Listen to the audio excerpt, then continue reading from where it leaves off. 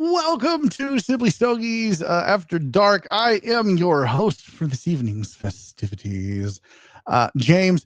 It's our only two cigar show. We do this once a month at the beginning of the month, the first Friday of the month, every month until November, and then it ends.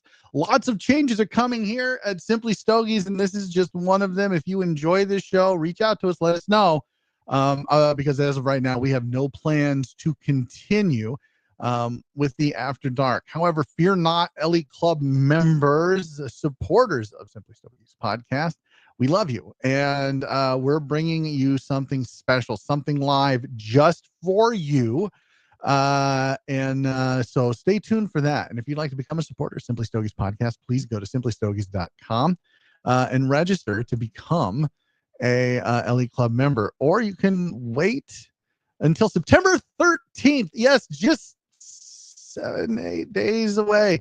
Livermore, Iowa, Smoldering Cigar LH branded event. Nick Sears will be there. I'll be there. Tim will be there. It's Simply Stogie Cigar Fest. We're going to have food. We're going to have prizes. We're going to have giveaways in Smoldering Cigar, little old Livermore, Iowa. If you can make the drive, the flight, the hike, hitchhike, I wouldn't recommend that. Like, I'm not legally, I am obligated to tell you, probably don't hitchhike. But I mean, if that's the only way you can get here, I mean, who am I to judge? Just be pretty judicious with who you get in a car with. Might be the best course of action, regardless of whether you make it or not. September 13th, 11 a.m. to 6 p.m. Smoldering Cigar. Look, if you're an Elite Club member or you sign up there for a year, that's $100 up front minimum, and you're getting in before we make changes to the Elite Club. You're going to get 10 cigars. You're going to get 5 LH cigars blended by Master Blender, because he's not here and I can say it, Nicholas Saris. And you're going to get 5 Allure cigars from Allure Cigars. What are they going to be? I know, but I'm not telling you. You'll just have to sign up. But 10 cigars for $100, like anymore, that is unheard of. So join us 11 to 6 next Saturday, September 13th, Livermore, Iowa, Smoldering Cigar. You don't want to miss it. You'll be able to meet Brian and Shauna. They're wonderful people. They're just the best people on the planet. Hope to see you there. And then you'll get to find out what's going on with the Elite Club, what is going to be new with Simply Stogies, because by the beginning of the year, 2026, yeah, that's right. Sometimes I still think it's 1998. In 2026, God, I'm old. Yeah, things are changing, and so stay tuned. It's gonna be a lot of fun. At least I hope it's a lot of fun. And if it's not, yell at Tim. Send him an email, tim@simplystogies.com, and tell him he's an ass clown. Also, Tim is on vacation tonight. I promise he will be back. He's just on vacation. He's enjoying some time off, some well deserved, from his day job, because I'm sure he kills it as his day job. Here, well, and there are days where I'm like, oh, Tim's doing a great job. And then there are other days. Yeah, you get it. You get it. Info, simplystogies.com if you'd like to be a producer, which, by the way, I'm producing tonight. So this will undoubtedly be a shit show. But before we get to our Elite Club members who are waiting in the wings to come in and say hello and talk about all things cigars, I need to remind you that this episode of Simply Stogies After Dark is brought to you by smallbatchcigar.com. Smallbatchcigar.com. Aficionados know, enthusiasts know, and now you know. Smallbatchcigar.com. Use coupon code Stogies. You're going to get 10% off every purchase there. Unless, of course, they're not letting you take money off of whatever new release, but that's few and far between. Go to smallbatchcigar.com. Check it out. I've been saying this for over a year. Why have you not gone? And why are you not using coupon code Stogies and get yourself 10% off? And why have you not signed up for their newsletter? They have a newsletter. They're always running deals and specials in their newsletter. Look, sign up for their newsletter. I don't know what to tell you. Why have you not done that yet? It's on me. I tell you every day. I tell you every week. Go. Smallbatchcigar.com. They are on the bleeding edge of what's coming out. They have every new release you could possibly want, and then new releases you've never heard of. Trust me, that's how I've kept abreast of all of the boutique. They are very much ingrained in the boutique cigar industry, and they're changing the game. It's always free shipping, and it's always fast, super fast. I could say blood magic. I could say voodoo. I could say I could say a whole number of things that aren't true. Aliens, sacrificial virgins. I don't know. I don't know how they do it, but it's super fast. Smallbatchcigar.com. Use coupon code Stogies. Aficionados know, enthusiasts know, and now you know. Smallbatchcigar.com. This episode of Simply Stogies After Dark, as I look over here to see what button I gotta press next, is brought to you by Lure Cigars and the Redfish. This is a collaboration between Valakari Cigars and Lure Cigars. Valakari Cigars, as you guys may or may not know, is run by a gentleman named Nimr Ahmad, who's very good friends with Luke Cross. They've been friends for a number of years, and they've collaborated on the Redfish. It is a 6x52 box press Toro that features the Lure Corojo Oscuro wrapper over the binder and fillers of the Valakari Lumineer. Now, if you are unfamiliar with the Lumineer, let me let you in on this, what the Lumineer is. The Lumineer right now has the highest score for this year of any cigar on simplystogies.com. This is, and I rated it, this is by far and away, except for save one other cigar, which was the New Dawn by Avowed, is my favorite cigar of the year. Like, it's my number one cigar right now. Will it be number one? I don't know. There's a panel. But you're going to be able to try the Lumineer with that Corojo Oscuro wrapper that Lure Cigars has just used superbly, splendidly, awesomely, amazingly since the inception of Lure Cigars. Smoke great cigars, tell tall tales. Lure Cigars, if your local B&M doesn't carry Lure Cigars, number one, tell them to get a hold of Luke Cross. Tell them that you want Lure Cigars in the B&M, and then go to smallbatchcigar.com, where you can get the Redfish and anything else, any other release from Lure Cigars. Lure Cigars, smoke great cigars, tell tall tales.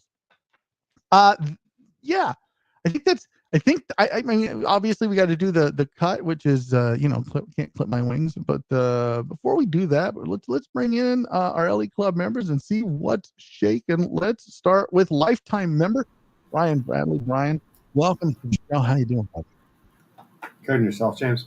I'm doing all right. I'm doing all right. Thank you so much. I appreciate you taking the time on this Friday night to hang out with me and talk some cigars. So glad to have you. I love your background too, by the way. Well, I can't get my dogs to pose that way, so I figured I needed to come up with a background. Yeah, no, I like it. I dig it. Let's bring in, we just talked about him, Brian Bolin from Smoldering Cigar, although he just turned his camera off, so maybe we won't bring him in. But Brian and Shauna are here. I'll bring them in as soon as their camera's back on. So that was not great timing. What are you smoking tonight, Brian? Me? Yes. Okay. All right. Well, so it's the 2020. Well, I just want to make sure it was Brian. The Crown Heads 2024 Hawaiian edition. So still got quite a few of those to smoke. So I figured I would grab one of those and enjoy it tonight. Perfect. I am actually smoking. Well, I mean, you know what? I can't really smoke it until we do this. So why don't we do this first? Can't clip my cigar, but you can clip my wings. Brought to you by none other than Blackbird Cigar Company.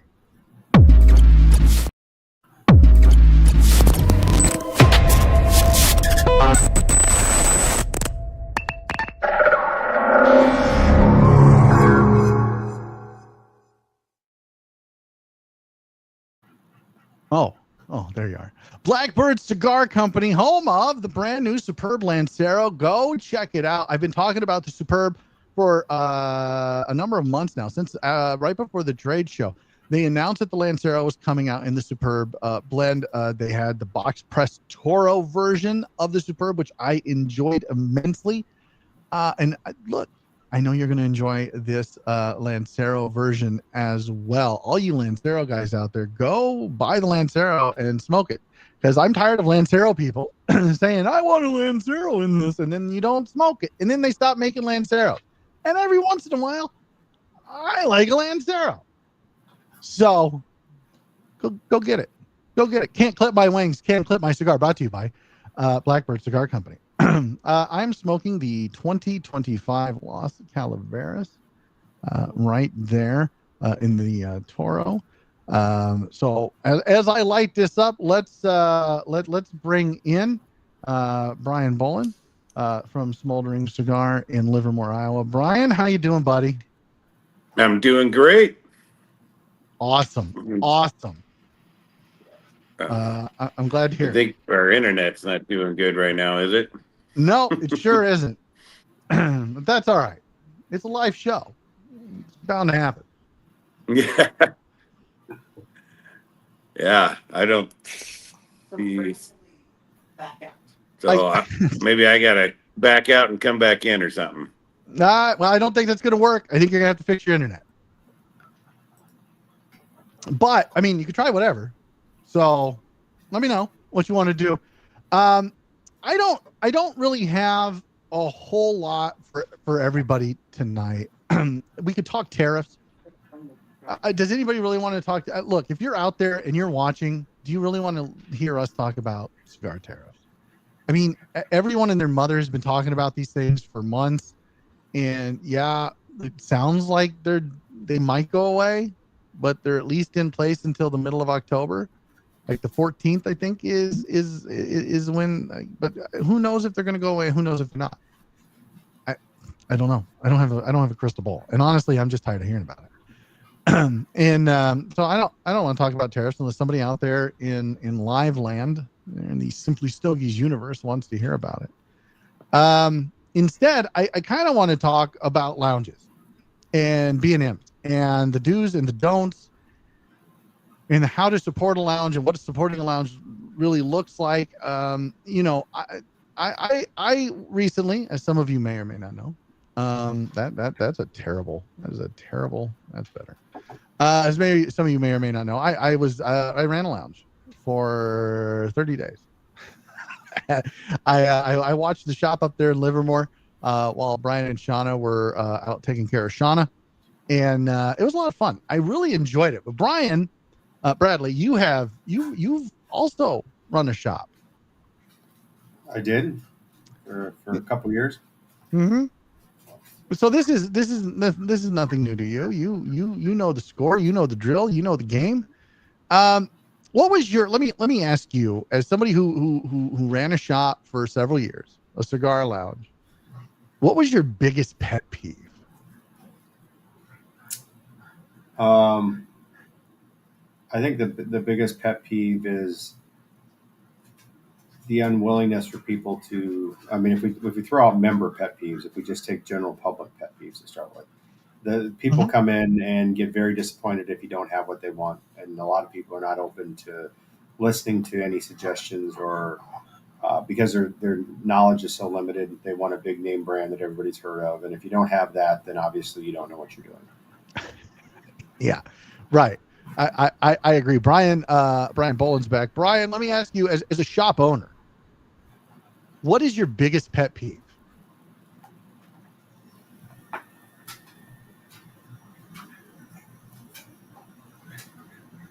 Brian, are you there? Boland?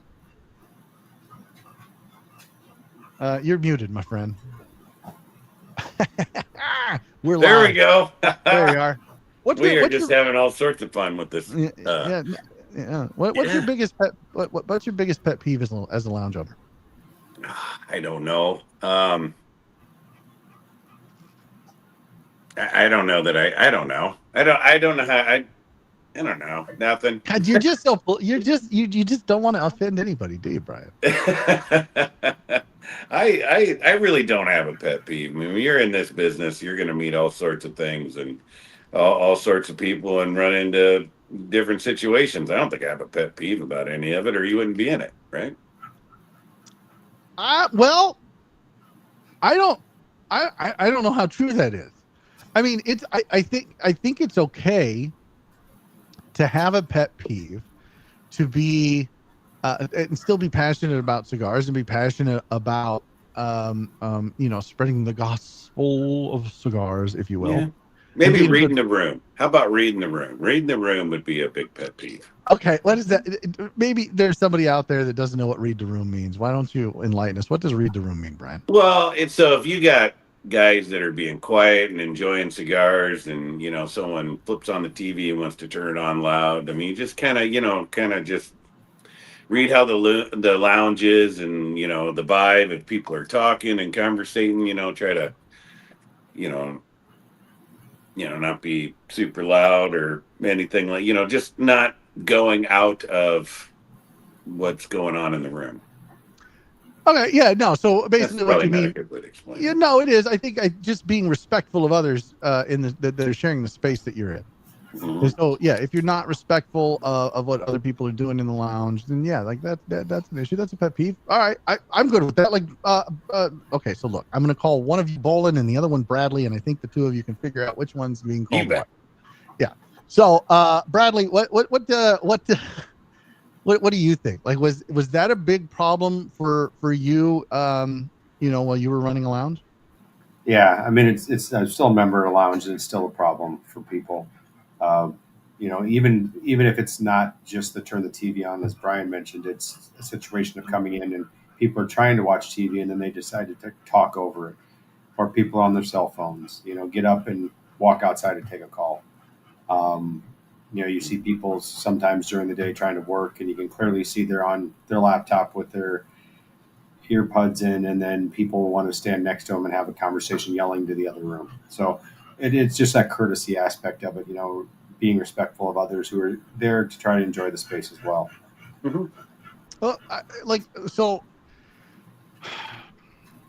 isn't part of that I think some of it's lounge dependent. So for example, it's Smoldering, where Bolin's at, there's a space up front if you want, Yeah, we like, call it the quiet space. Yep. yeah, like, so if you're up there, like, people generally know not to turn the TV on in there or be loud or like, let's go, you know what I'm saying? Like, there's none of that. But at other lounges, there may not be that separation of space. Usually there'll be a members area for sure. So if a member's back there, on their laptop taking a meeting, whatever it is, and another member comes in, like, who has the right to that space? Is it the member who was there first, the member who's been there the longest? Like, how would you kind of parse that, Bradley? Well, I would say that, I mean, it's about just understanding, to Brian's point of reading the room. If I'm a member and I walk into a lounge where another member is on a call and I want to watch TV, I'll turn TV on, but I'm not going to turn it loud. If I'm going to have a conversation with someone, I'm going to make sure that it's not loud enough to be disruptive, right? I mean, it's a courtesy aspect of things too that's just missing in many scenarios in society in general. So let's not just say that's a lounge issue, but um, that's where I think it can be. I don't think it's who was there first or who was there longest or who's been a member longer. I think, or who spends more money. It's about everybody has an opportunity to use that space. They're all entitled to be there, but be respectful of the others when you're there. Yeah, no, I can see that. I mean, I think there is a problem with that in society as a whole anymore, is that people are just not respectful and they just don't. Um, they're just selfish.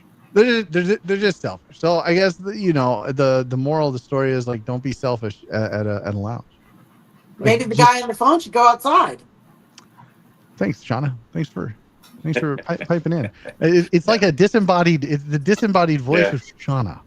I know.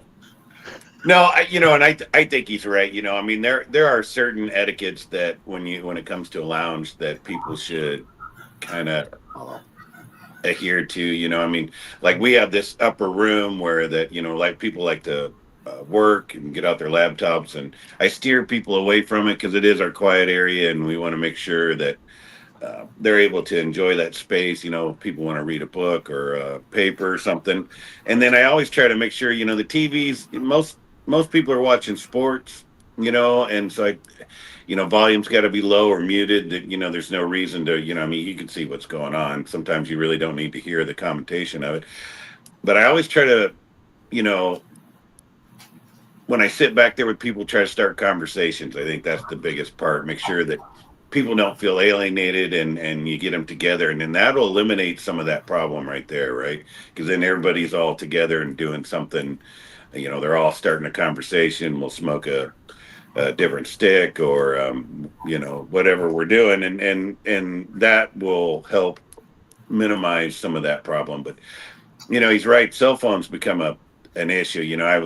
I've been in a couple lounges where you go and you sit and you see everybody sitting 3 chairs away from each other and all on their phones. So I don't know. It's gets loud and noisy, and you got multiple conversations going on like that. Yeah, well, I mean, look, sports ball season is upon us once again. Which, by the this just in: the Cowboys have been eliminated from the playoffs. For those of you unaware, that's breaking news right now. The Cowboys have been eliminated from this year's NFL playoffs. But sports ball is upon us again. Do the rules kind of change when it's football season, or college football season, or basketball season, or whatever season it is? And the game is on, especially if it's a game that's local-ish, whether it's Iowa State, or Chicago, or Minnesota, or Green Bay, or whatever the case may be. Brian Bradley, I'll go to you first. Do the rules change? Like, is there an expectation of being quiet on game day at a lounge? I think it depends on the lounge, but I mean, it's, again, I think to Brian's point, it's reading the room. If you walk in and a game's on and everybody's being loud, then hey, people are still trying to watch the game, and it's okay to talk, but that's probably not the good place to try to do work. And you can't expect everybody who's there watching the game to be quiet because you would like to have some time to be on a work call, right? So I think it's reading the room plays into that. But I don't think the rules change. I think you still have to be respectful of people, especially in ones in which they have multiple TVs that are within the same ability to hear them. I mean, I've seen quite a few times where one's on with no sound because they can't both have sound on. And then, you've got to kind of have that mutual respect to say, okay, this is the one that makes sense to be on. This is the one more people are watching, and maybe you turn closed captions on. I mean, it's again, reading the room and being respectful. Yeah, no, I would agree. As Mike Morrow tells me, with no uncertain doubt, that the Cowboys will somehow make the playoffs. I have been told, my producer in my ear, he's told me they were eliminated. That's all. It wasn't my thing. Somebody told me. It's the producer. Yell at them. You can email Tim at simplystogies.com. Is sports a big thing at the Smoldering Cigar in Livermore, Iowa, Mr. Bolin, or is it? I'll be honest. In the month that I was there, I mean, it was quiet. Don't get me wrong.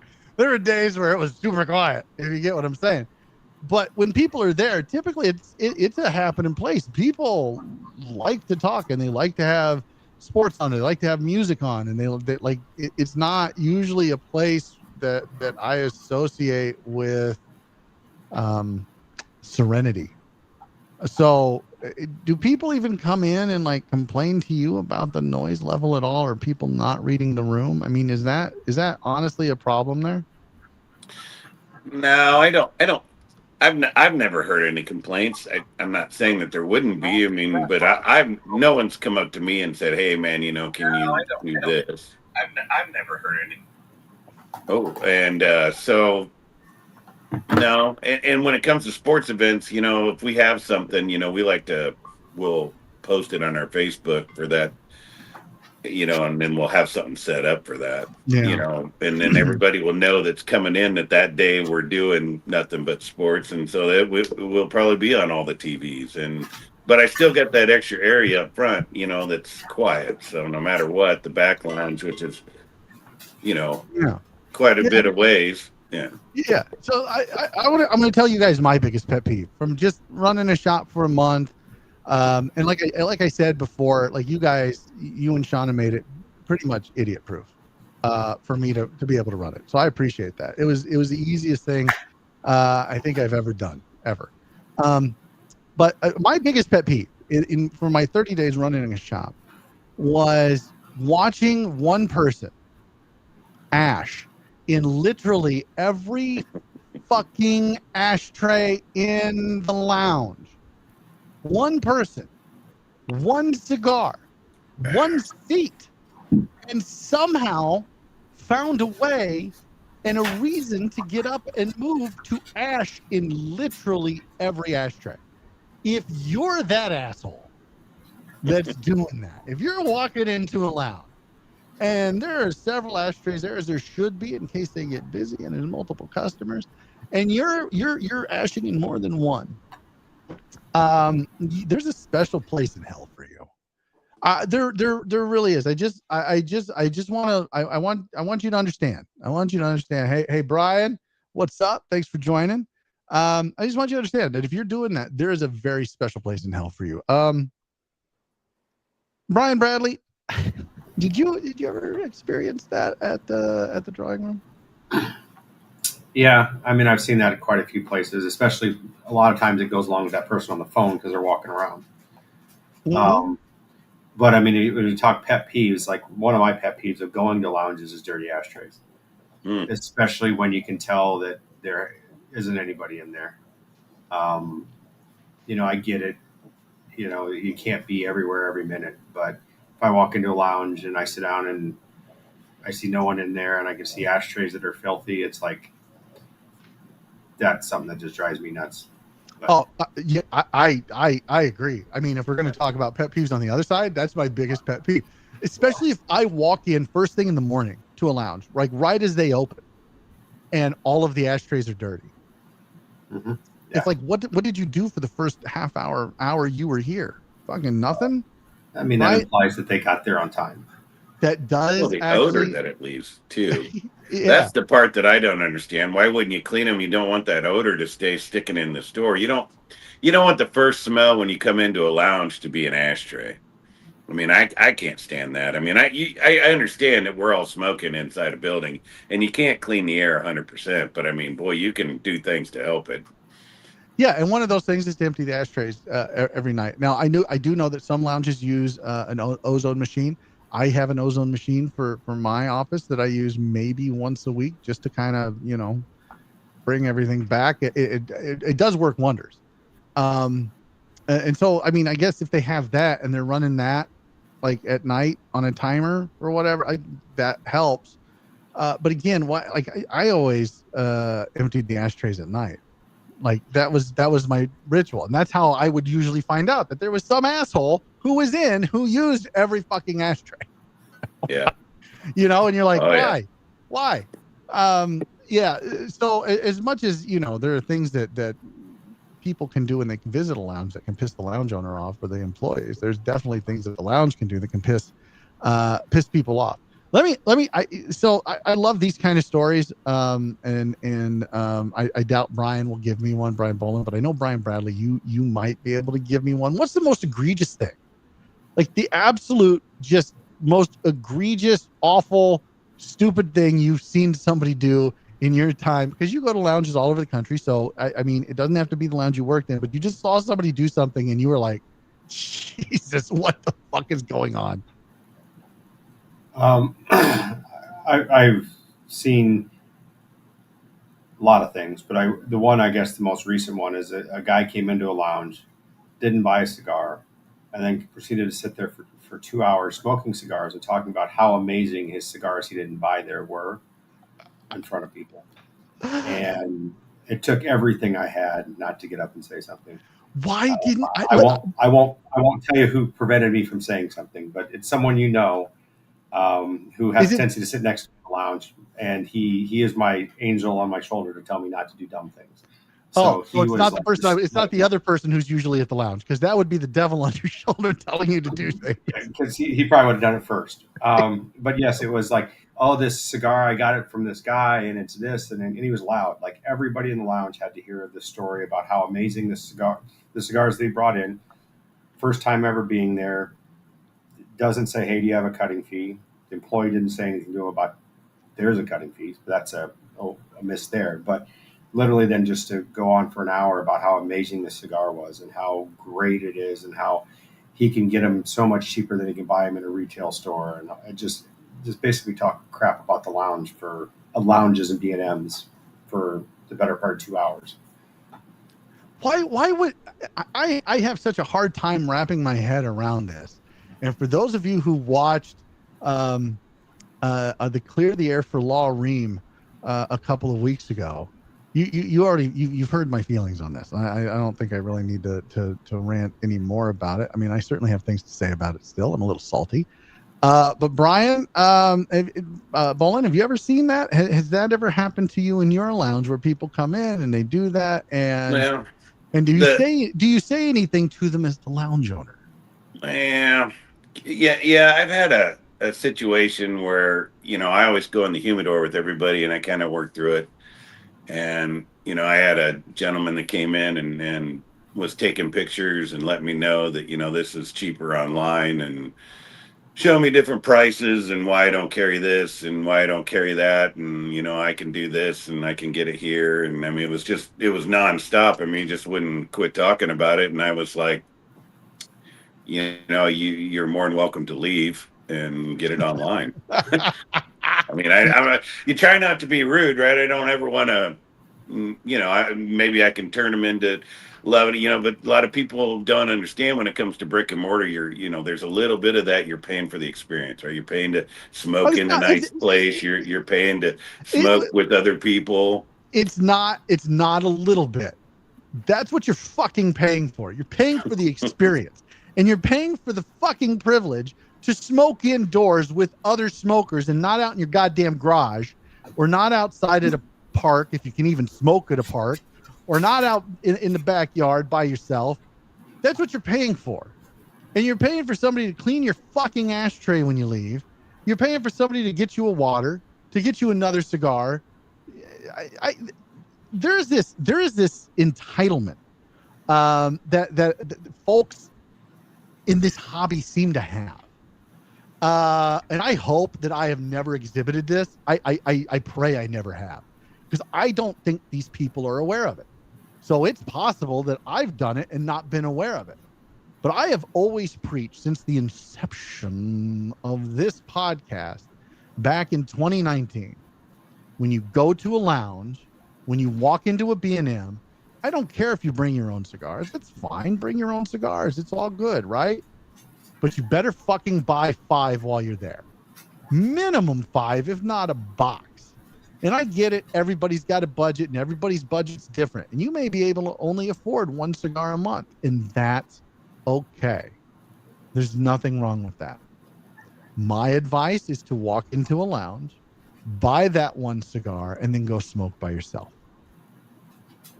Yeah. Or sit in the lounge. If you're going to buy a cigar, sit in the lounge. But if you're bringing your own in and you're going to be there for 2 or 3 hours, fucking buy a 5-pack minimum. I mean, honestly, isn't that what supporting the lounge is all about? Well, yeah. I mean, you're right. I mean, that's what it is. I mean, we have a liquor license too. So, you just can't come into our lounge. And, I don't care if you smoke outside cigars, but you have to buy a cigar in order to sit in the lounge. It's part of the way we have it set up with the liquor license. And so, I don't usually run into that, but I never disturb, I don't carry every cigar, nor will I, or could I ever anyway. And if, so you can always bring your own cigars, but yeah, you definitely have to buy cigars to sit. And that should just be the way everywhere, not just because, you have to understand, that guy's providing you services that you're not getting anywhere else. And that all, unfortunately, it all comes down to money. We don't want it to come down to money, but that's the brass tacks of it. Exactly. That's exactly it. Like Brian says, exactly. You can go to a liquor store and buy your booze cheaper than your bar. But why do you go? To socialize and the atmosphere. And it's no different than a B&M. And I'm just kind of tired of us not saying that. As a hobby, as a lifestyle, as a culture, as a cigar culture, I'm tired of us not saying that. It's easy for us, and when I say us, it's the royal us, it's all of us. We go into a lounge and we all say, "Oh, fuck, I could do this better. I could do this better. I could run this better. I've got better ideas." And guess what? You didn't fucking put the money up for it, did you? Did you? No, you didn't. You didn't take the risk. So shut the fuck up. You can't do it better because you didn't do it at all. Instead, enjoy what the lounge owner is providing and support the lounge owner. And again, I'm going to say this, Brian Bradley, you can disagree with me if you'd like. It's okay to disagree with me. I promise. I will not hate you. But when you walk into a lounge and you look, McAuliffe Green just came out today, shipping today, and I think you can go buy it somewhere online. I can't mention where, but you can go find it. When you go buy McAuliffe, you're not supporting McAuliffe. You are by proxy, but you're not directly supporting McAuliffe. You are directly supporting that lounge owner because the lounge owner has already made the investment in that cigar. That's their cigar. They own that cigar. They already paid McAuliffe. McAuliffe has already made their money. Period. End of sentence. Instead, the money you spend at that lounge goes to the lounge. It pays for that cigar and their overhead and that seat that you're sitting in and their ability to buy more cigars later on, and so on and so forth. Is there anybody here that disagrees with that, has a different take than that, or doesn't understand that? Like, Brian, do you? I slightly go ahead. I slightly disagree. Not to the level of disagreement that you've already heard from someone else, but I would say you are supporting McAuliffe in that scenario because, assuming you're buying a McAuliffe cigar, then theoretically you're generating rebuys. So that way you are supporting them, not that specific cigar you're smoking, but if you're buying McAuliffe regularly, then you're going to get more of those in the lounge, so it does become a supporting function of your purchase. But no, I understand what you're saying. I don't adamantly disagree with what you're saying. Yeah, and you're not wrong, which I did say you are supporting McAuliffe by proxy. You're just not directly supporting McAuliffe. You're supporting the shop, like you said, reordering and continuing to have a relationship with McAuliffe. Because if you go in and you choose any cigar over any of the other ones, you're essentially letting it, if you do it enough, and if other people follow suit, they're telling the lounge owner, we like this cigar, please bring it back. We like this brand, please buy more of their stuff. So you're right. In that way, you are supporting that brand, but again, it's by proxy. It's not a direct support. You're directly supporting that lounge. Like that, 100% of your money goes to that lounge, right? And then what the lounge decides to do with that money, whether it's repurchase or reorder, is up to them. And Whiskey and Tobacco, who just put a review out today at simplystogies.com. Go check it out. The Meat and Three, which is my second cigar from Crown Heads. Even as a punk kid, I understood you had to buy a cigar to B&M if you're smoking in their lounge. Yeah, I am just shocked in this day and age, and I am guilty of this. I look, mea culpa time. I'm guilty of this. I've walked into lounges and I've gone, I could do this better. What the fuck is this guy doing? Like he's fucking it all up, right? Like I wouldn't run it like this. What's he doing? There are better ways to do it. I'm guilty of that. Guilty as charged. I'm that asshole. I get it. What I've never done is brought my own cigars in and smoked those and not purchased anything. Even when I would go to a shop to do a review on a cigar, back in the early days of simplystogies.com, when I couldn't smoke inside and it was February in fucking Iowa and there's 17 feet of snow on the ground and it's minus 42 out, I would drive an hour and a half to a lounge. I would sit in their lounge and I would do a review. But the first thing I did when I walked in, I bought 5 cigars. And then I would go and I would smoke the cigar and I would do my review. Buy, support your lounge. And again, I'm going to say this. If there's an event at a lounge, buy a box. Or don't go to the event. Those are your options. I'll tell you what's not an option. Here's what's not a fucking option. What's not an option is to go to the event, buy your way into the event. If there's a ticket price at the door, $35, $50, whatever it is, smoke the free cigar you get with that fucking ticket, eat the free fucking food you get, and then go the fuck home. That's not supporting the lounge. And if you think that's supporting the lounge, you're an asshole. There's no other way for me to put it. I wish I could put it more nicely. I wish that I could be politically correct about it. I wish there was a nice way for me to tell you you're a fucking asshole, but there's not. When you're an asshole, you're an asshole. Now, Brian Bradley, do you disagree with me? Like, please, somebody disagree with me. Goddamn, somebody's got to say no. I mean, you got the wrong person on this call. To disagree with okay, all right. I mean, I could make a call. I think you've already heard that. But the other thing too is that what I've seen with the people who come in and do that a lot of times is they're the ones who end up winning whatever the drawings are too, which then really pisses people off, the people who bought boxes and everything else. Because a lot of times just if you buy a cigar, you get into the drawing, and if you just happen to be the lucky person, that upsets the people too. So yeah, besides eating the free food and everything else you already mentioned. It's enough to drive me fucking insane, and I hate to see it. And I understand that everybody has a budget, and everybody's budget's different. And I'm certainly not poor shaming people. If you can only afford one cigar a month, by God, I'm glad you're spending that disposable income that you have, the modicum of disposable income you have. I am proud of you for spending it on a cigar. I think that's great. I think we need more people like that. And that's how people get into the hobby, right? Like, especially when you're younger and you don't have a lot of money. I get it. I understand. Come in on a Saturday afternoon where it's typically a little slower, probably not during college football season, but when it's typically a little slower, go in on a Saturday afternoon and buy your cigar and support the shop that way and make friends and sit there and smoke that one cigar. I have no problem with that. In fact, God bless you. God bless you. However, don't come in and buy that one cigar during an event. I'm going to say it, but you're a drain. You're a drain. Don't be a drain. You want to be a net positive, not a net negative. And if you come in for an event where that lounge owner has spent anywhere from $5,000 to $8,000 to get that person there, whether it's a principal or a rep or a special cigar or a combination of the three, and they've got swag they're giving away, you're a net negative. Don't be a net negative. Be a net positive. Come in after the event. And you know what? If you want to try one of their cigars, I bet if you ask the owner, hey, can I get the discount for that? And I'm sure they'll give it to you. Owners are great. They want to make money. And they want you to enjoy the hobby, and they want you to come back. I'm sure if there's a discount, they'll offer it to you if you come in the week of or the week before or the week after. And if they don't, then they're a shit owner. Like, who doesn't want to fucking make money? And who doesn't want to make a long-term customer? So yeah, I get it. There are budgets. I understand. But if you can't afford a box, minimum 5-pack, but Jesus, at least 10. God damn. Don't go to the fucking event.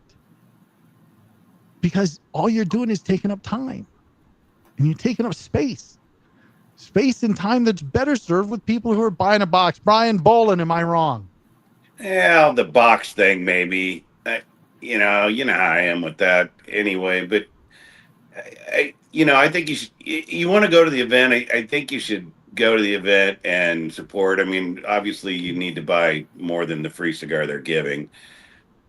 But I mean, definitely do what you can do, right? I mean, do what you can do to support, and if that's 4 cigars, then when a owner puts on an event, it's for the customers anyway, right? It's never really designed to be a moneymaker to begin with. And wait. I don't think so. Wait. Okay.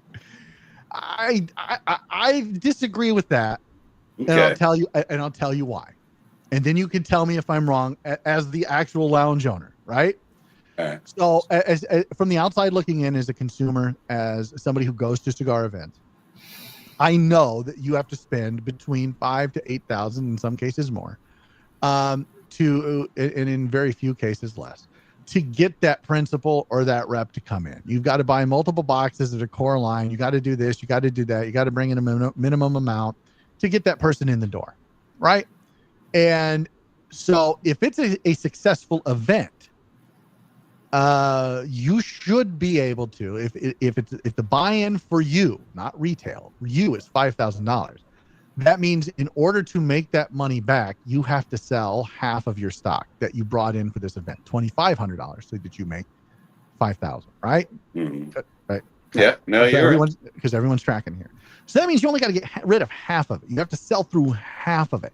And if it's a successful event, you've done that. You've sold at least half, which would then putting in half an order to fill up what you sold, which makes both you happy because you're not going to be short on cigars, and the brand owner happy. And if you sell through more, great, because now the momentum's built.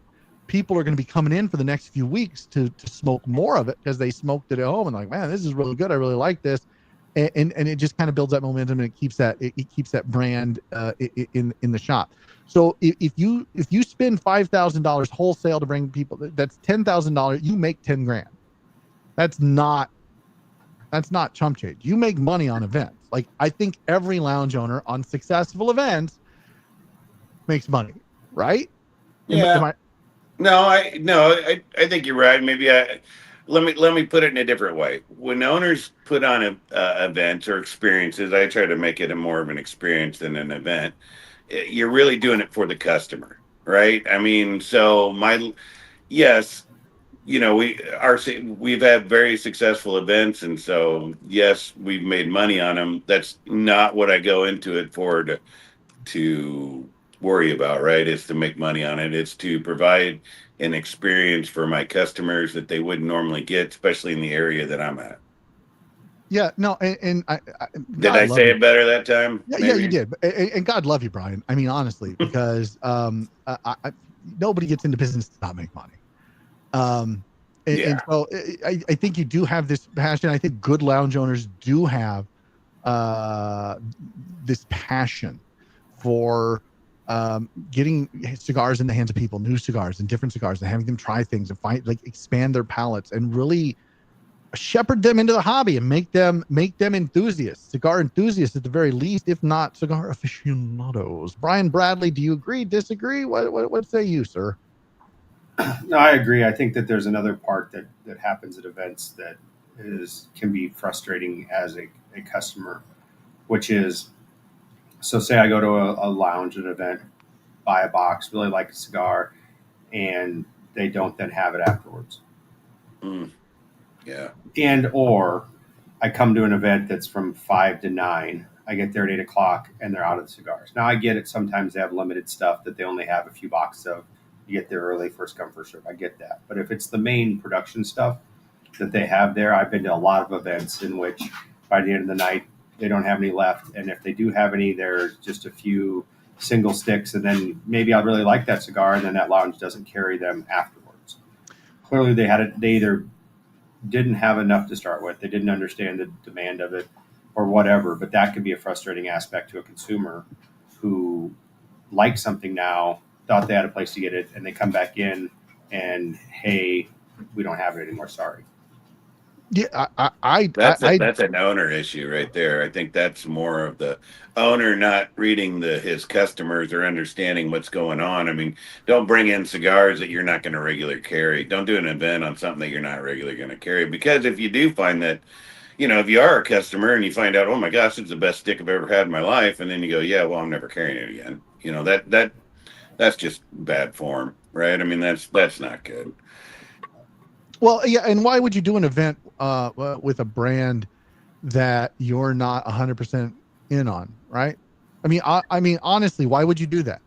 If you're unsure about a brand or it's an untested brand, why it would be like, Brian, I'm going to use your shop as a hypothetical, okay? Mm-hmm. So for example, I know for a fact that you guys are very, very ardently looking at a particular brand right now to bring into the shop. Yep. And it would be like if you guys decided to bring them into the shop with an event, meaning that you would have to immediately put in an X amount order with this company, right? And then hope that does really well at this event so you can bring them back.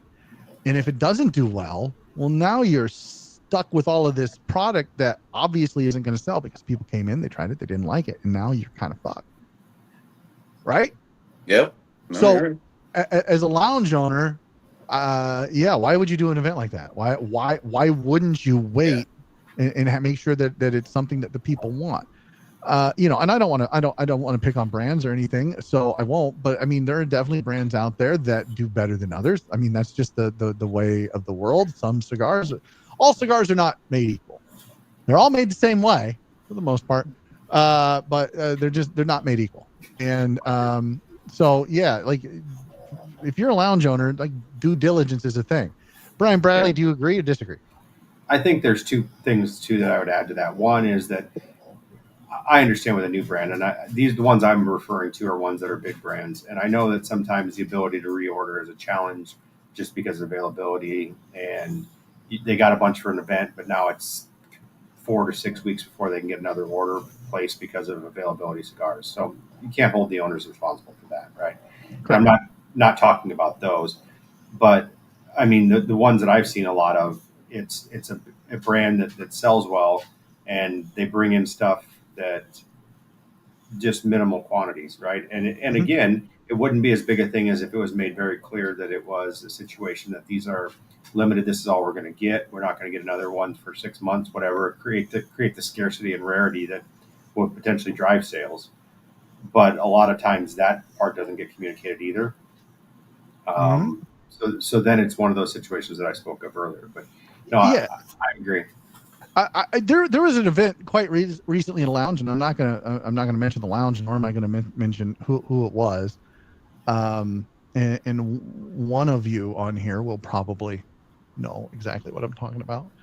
But I watched I with my own eyes literally saw two people go the entire. This was an all day event. It was a literal from open to close event, or almost close. And I watched two people not buy boxes or bundles of a cigar because they were afraid that if they did that, there would be nothing left for anybody else. And while that's very kind of them to do, I'm not that guy. I'm just not. I'll be real with you guys. If there's an event and I know I'm going to get a deal and it's something I want, and they have a finite supply for whatever reason, I'm buying what I want, and everybody else can fuck off.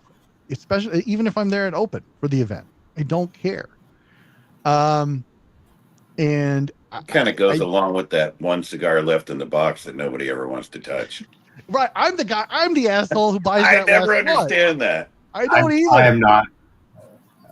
I told James this last time he and I hung out, Brian, that if I go to a lounge and there's 5 of something left, I never take all 5.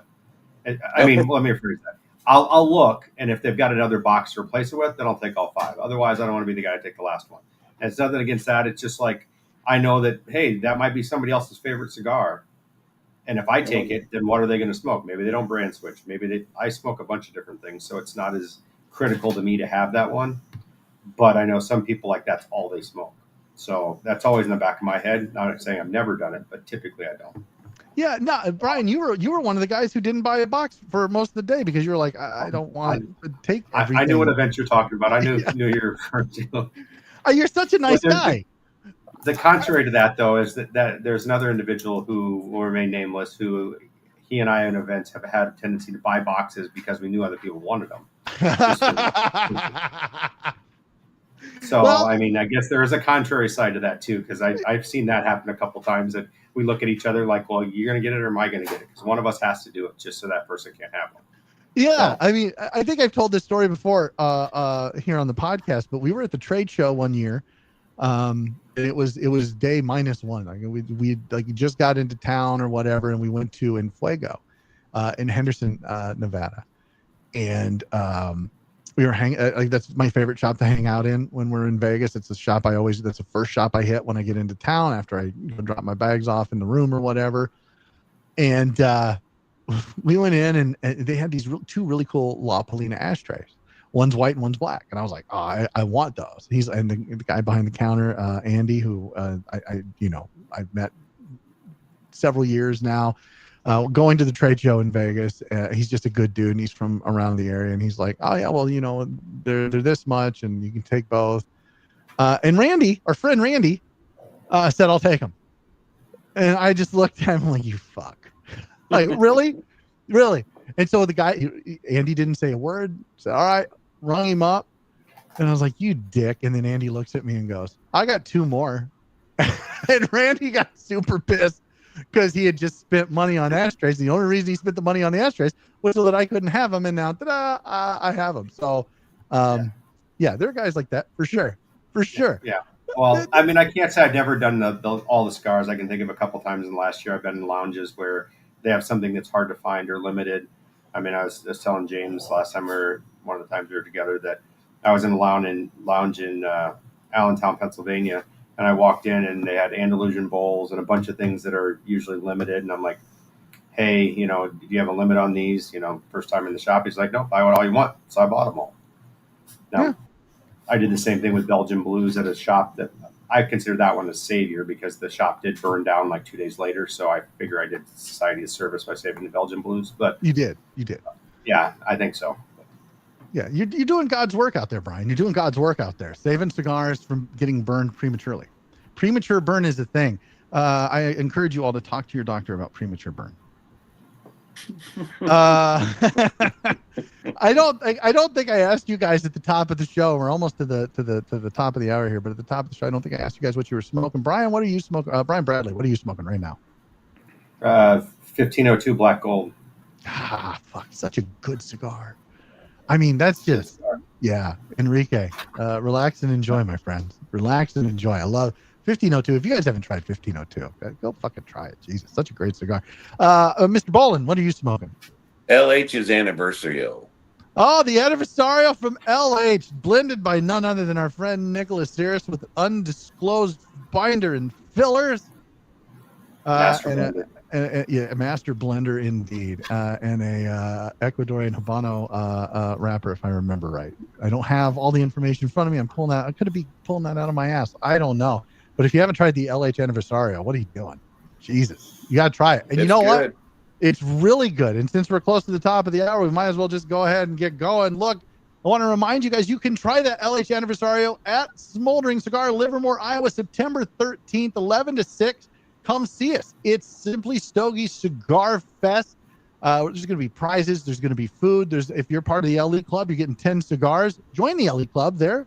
$100, $10 a month, $100 a year. Or you can join on simplystogies.com right now. But things are changing. Everything's always in flux. The future, always moving. Not sure what's going on. I know what's going on. Tim knows what's going on. And really, that's all that matters. And we're going to let you guys know what's going on as soon as we can. You might get a sneak peek of what's going on starting September 13th. Come see us. Smoldering Cigar LH event, Simply Stogie Cigar Fest. Meet Nicholas Sears, Tim, myself, Brian, and Shauna Bolin, 2 of the nicest people on the planet. It is in a fantastic lounge. If you've never been to Smoldering Cigar, this is your opportunity to come to Livermore, Iowa, and see what you've been missing. It's absolutely fantastic. We hope to see you there. There is no ticket price at the door. Just come in, buy a cigar, grab an old-fashioned, grab a burger, grab a hot dog, sit down, buy some LH, and let's have some fun. It's going to be a good time. September 13th, just 8 short days away. So we hope to see you there. And of course, this episode of After Dark is brought to you by smallbatchcigar.com. Aficionados know, enthusiasts know, and now you know. Smallbatchcigar.com. Use coupon code Stogies. Get yourself 10% off anything in your cart. That's right. Just use that coupon code, guys. Save some money. They've got the newest, the latest, the greatest. They're always on top of it. Andrew and Dave do a fantastic job. When they started Avowed Cigar, I was like, oh, man.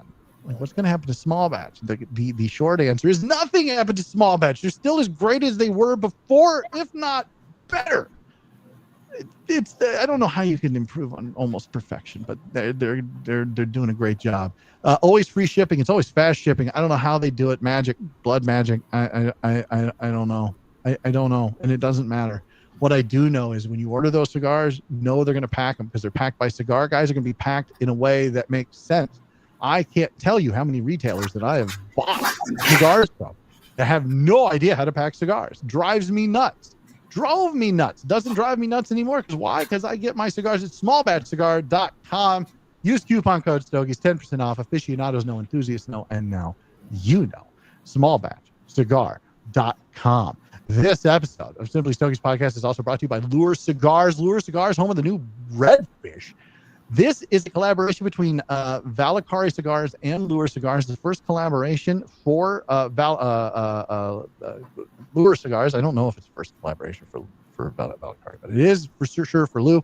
Him and Nimmer Ahmad got together. They put the Lure Corojo Oscuro wrapper over the Valakari Lumineers binder and fillers, and I'm just going to tell you, if you like that Oscuro Corojo that Lure's got, you are going to absolutely love this cigar, because the Lumineer, it was a labor of love for Nimmer Ahmad. It was over 6 years in the making. He finally released it. I still don't think he's happy with it, and I don't know why, because it has the highest score this year of any cigar at simplystogies.com. So check it out. The Redfish. If your local B&M doesn't carry Lure cigars, ask for it by name. Ask for him to get a hold of Lou. Lou would be more than happy to send them cigars and get them in your hands via your local B&M. And if your local B&M doesn't carry it, go to smallbatchcigar.com, because I love it when sponsors become friends. There's a little synergy going on. I'll use a corporate buzzword that's been around for a decade or more. Smoke great cigars, tell tall tales, Lure Cigars. I have in my hands here, as soon as I get done with this Lost, Jesus, words are hard, Lost Calaveras 25 from Crown Heads, I'm going to be smoking this Meat and 3 from Crown Heads. You can go to simplystogies.com. Our good friend Whiskey Tobacco, Ryan Niehaus, put a cigar a review out today of this, and for a Jesus Christ, lose my voice, for a $6 budget cigar, this is amazing. And I need to give props to my friend Brian Bradley for number one. He let me smoke one. He's like, smoke this. And I just kind of looked at him like, okay.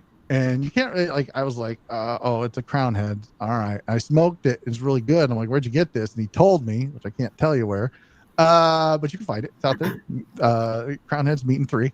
And it's for $6. $6. Are you kidding me? It's a great cigar. So I'll be smoking that here very shortly. Let's go to Brian Bradley. What are you going to be smoking? What's your second cigar tonight? Well, my second one's the 1502. So I don't know what I'll probably get to a third one. I don't know. I might go Meat and 3 just since you've started us down that path. So. Nice. I like it when we come together and we smoke the same things. Brian Bolin, what's your second cigar going to be? It'll be a Perdão 1964 Imperial. Ooh, Padron 1964 Imperial, going bougie on us. Well, before we can cut those, I got to remind you guys, can't clip my wings, but you can clip my cigar. Brought to you by Blackbird Cigar Company.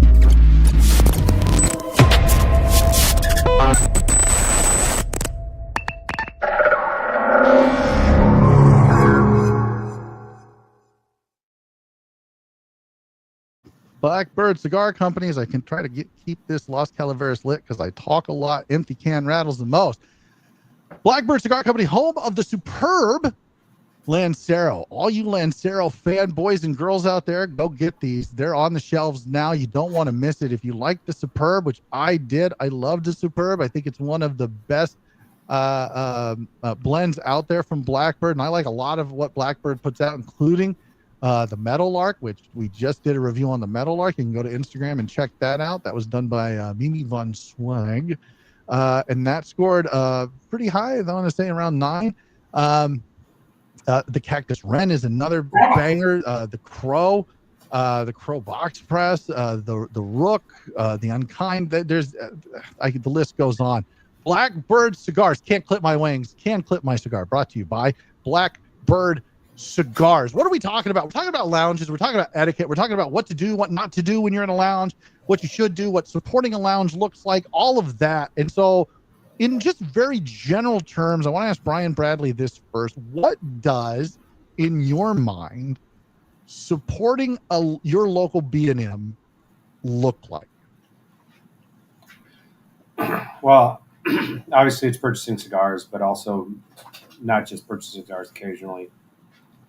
Frequenting events, being part of other events that they do, whether that's, I've seen lounges do golf outings or dinners or charity events, those type of things.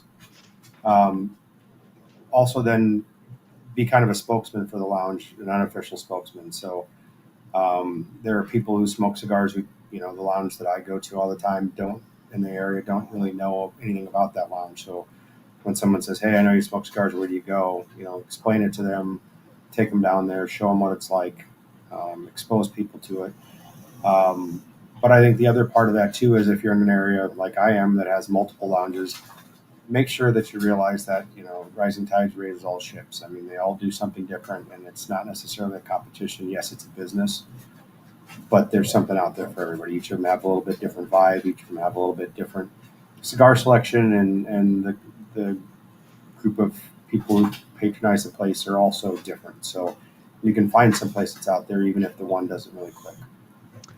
Let me before I move on to Brian and find out what supporting a lounge looks like from a lounge owner. You said a rising tide raises all ships, and you couldn't be more right. And so I want to kind of spin the conversation away from the consumer side and now more to the business side, just quickly, because some lounges don't play nice with other lounges, and when that happens, and a lounge owner or the employees of the lounge talk shit about other lounges in the area, it can have an adverse effect on those consumers at the lounge, those patrons, from being part of the tide that raises all ships, and they will avoid a lounge because they hear bad things. They've never experienced bad things, but they hear bad things. And it just kind of becomes this self-licking ice cream cone where everybody starts bad-mouthing this other lounge or other lounges in the area, and then it becomes cliquish, and you've got these folks in lounge A don't talk to the folks in lounge B, and the folks in lounge B hate the folks in lounge A, and it kind of escalates and it escalates and escalates, and there's always seems to be this tension and this bad blood in shops that are in the same town, on the same block, in the same area, whatever the case may be. And look, it's like any other relationship. Lounge owners who are friends are no longer friends, and things like that happen. But as an owner, as an entrepreneur, as somebody who's in the business world, wouldn't it be better, Brian, if you just shut your fucking mouth and not talk shit about the other lounge, and instead of focusing on what you perceive as what the other lounge is doing that's bad, you run your lounge the way you want to run your lounge and not worry about what lounge A is doing? Am I off base here? No. No, go ahead, Brian. Go ahead. No, you're good. Go ahead. I don't think you're wrong at all. I mean, I'm a firm believer that you need to support every lounge. I mean, I go to other lounges in this area, in the same area that I live in, and I have attended their events, and and I tell people, if I don't sell it, this cigar lounge does sell it. If you're in that area, that's where you need to go and get. I no matter how they feel about me or what's going on in my store or whatever, I firmly believe that I try to teach everybody that we just love cigars. You just got to do it because of the love of cigars, and every lounge does something different. That's why there's multiple lounges, and and we all can't do the same thing, and we never would. So why deny someone that? Yeah, Brian Bradley. I mean, he's not wrong, and I just here's the thing: for a guy who owns a lounge that's 2 hours away from any other lounge, and to put up with some of the things that he's put up with, which I'm not here to air dirty laundry or call anybody out, and to have some of the things said about him that's said and about his shop, when it's a destination shop and you're not competing for the same consumers at the same time, and for him to have that attitude is wild to me, because as I stated at the top of the show, I'm an asshole. I would not have that attitude. If somebody talks shit about me, unfortunately, I'm petty, and the depths of my pettiness know no limits. And I would make it my life's mission to put everybody else out of fucking work. But Brian's like, we can all get along, and it's fine, and they can talk shit, and it's not a big deal. I'm just going to focus on what I do, and I'll still support them, and I think that's great. Honestly, I mean, part of me wishes I wasn't an asshole, and the other part of me is like, oh no, you need to be an asshole. Brian, Bradley, where do you fall in on this? No, I commend Brian for that attitude. I mean, I saw that happen in multiple places I've been.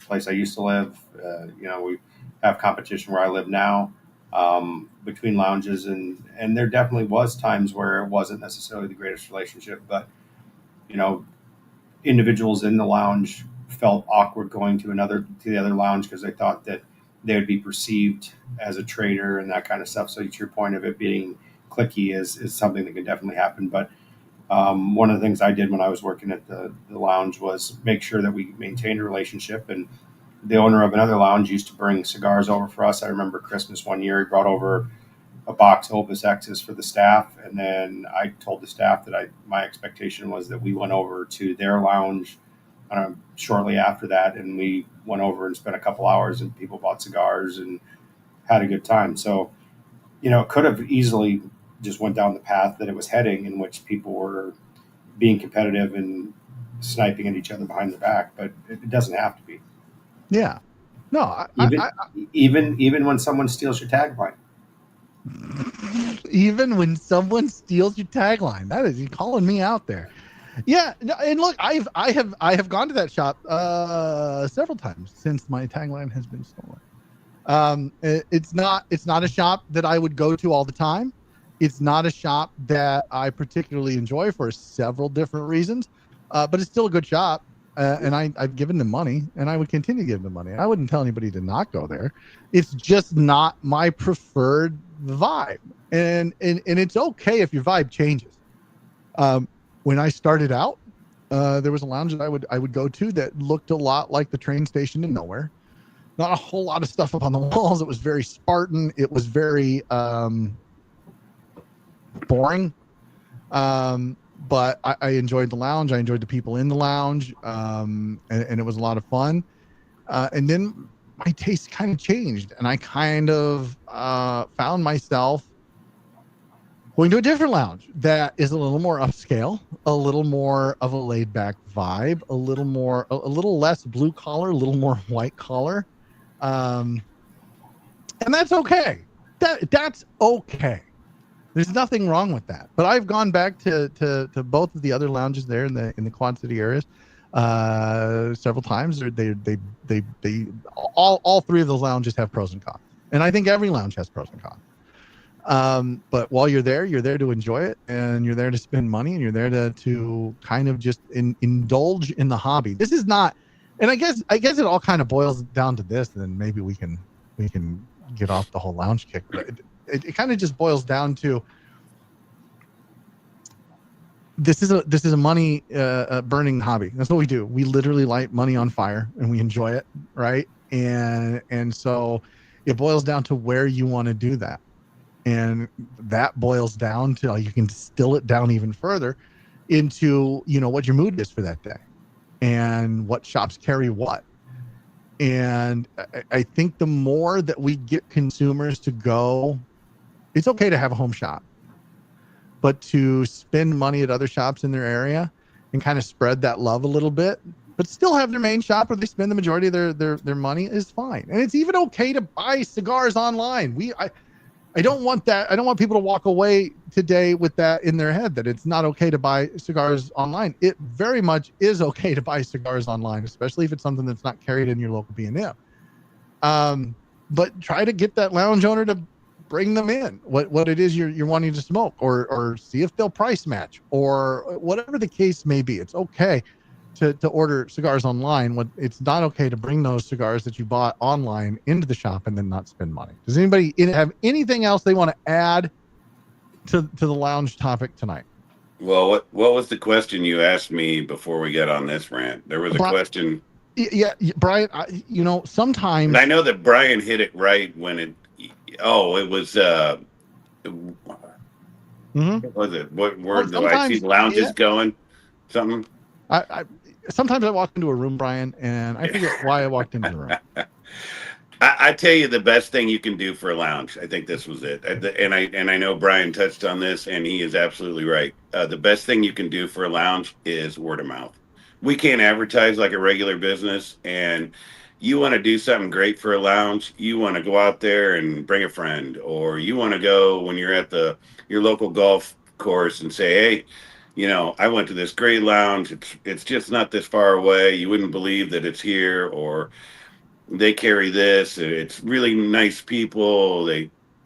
Whatever you want to say about it. I think that is the most important thing you can ever do to support a lounge is just your word of mouth and just getting out there and because people don't know what they don't know, and they don't.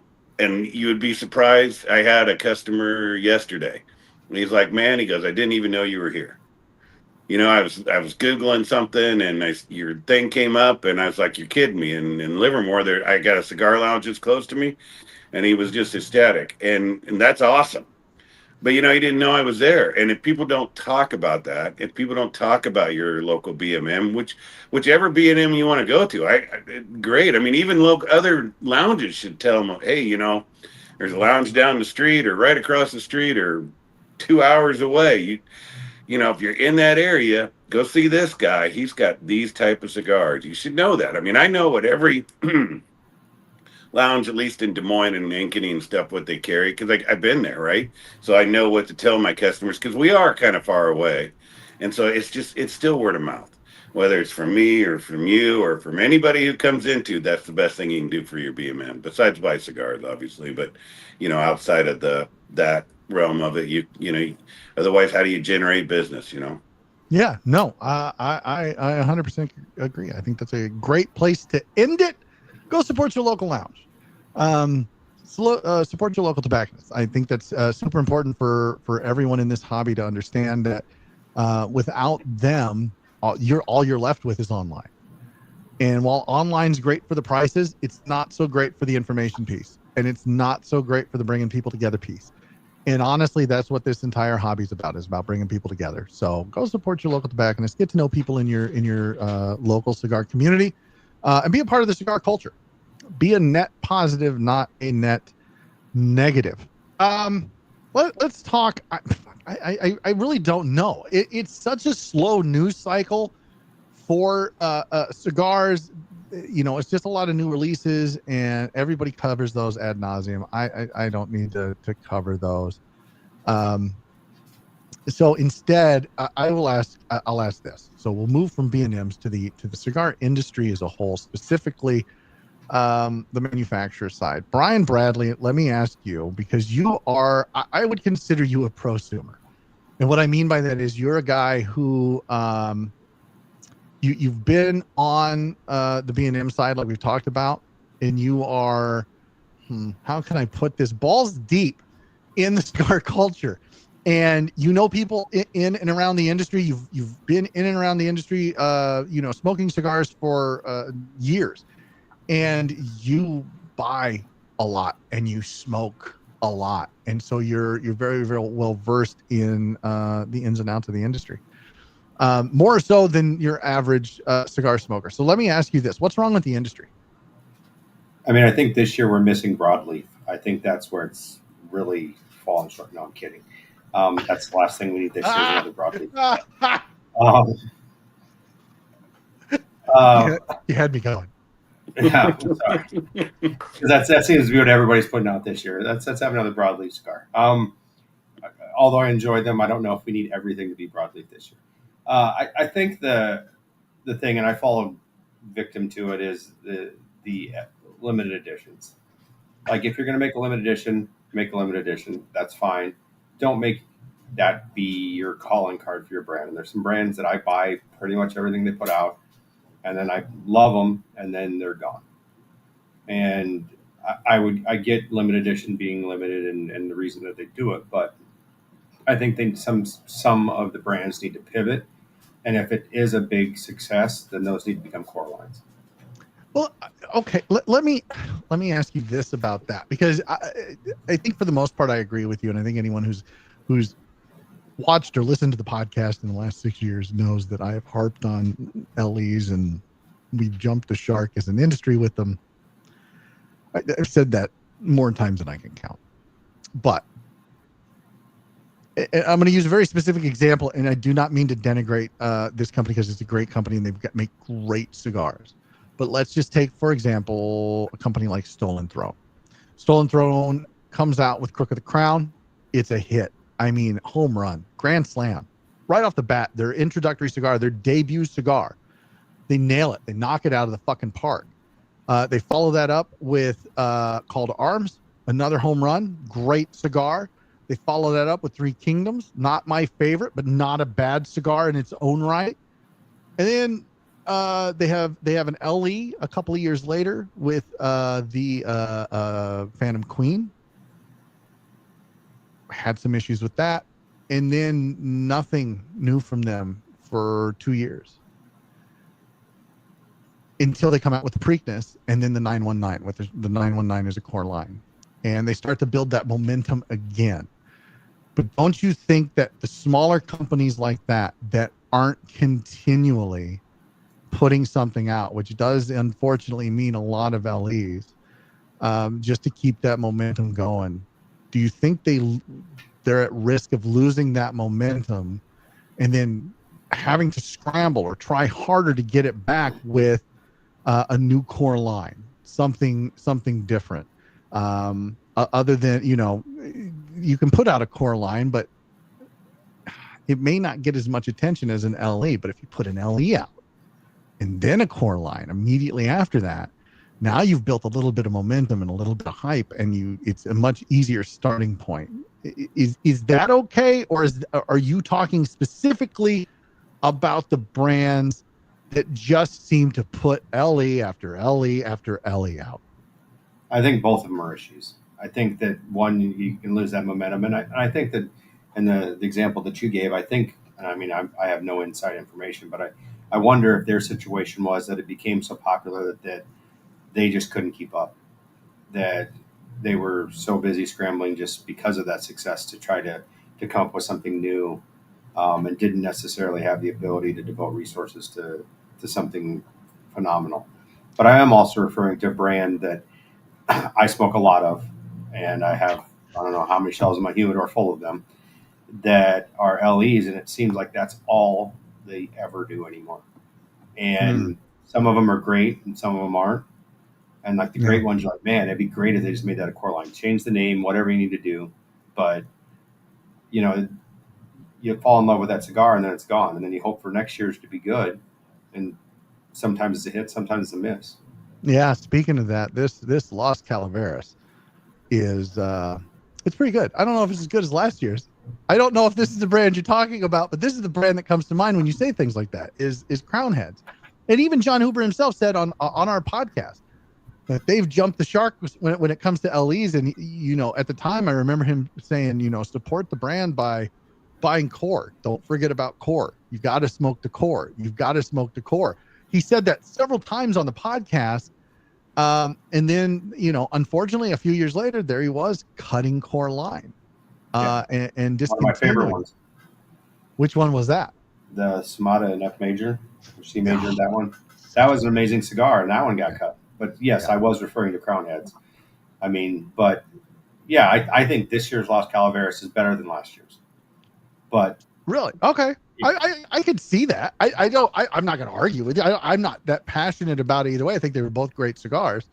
And this one, I just like the meatiness that last year's had. Where this one is more spice and pepper, and I dig it. I dig it. I'm almost through a half a box now.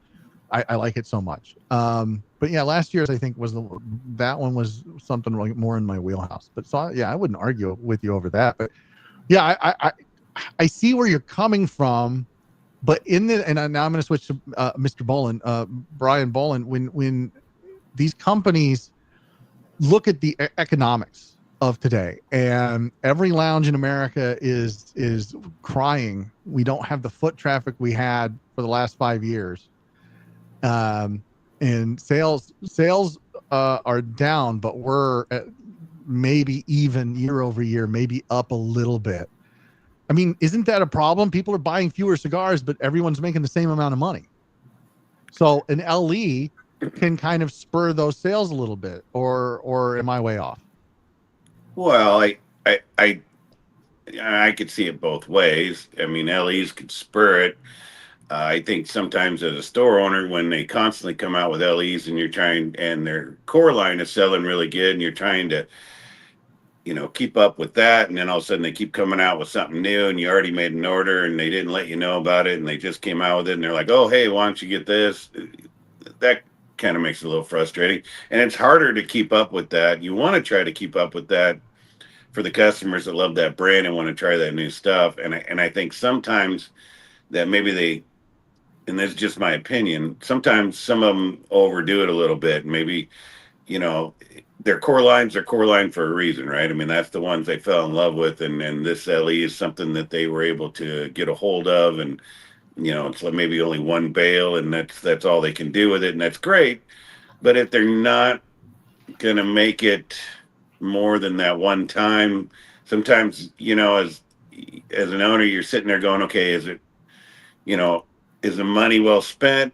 Or should, is core selling really good? So I'm going to, should I invest more in the core, or should I take a little bit away from that to keep up with all the new stuff that keeps popping out? Yeah, no, you may have a point there. Brian Bradley, what do you think? Is it economics? Is it tobacco availability? Is it we need a quick sales push? Why the LEs? I think it can be all of them, but I think also that term gets used too much because I can walk into lounges all across this country or go online and buy LEs from 3 years ago.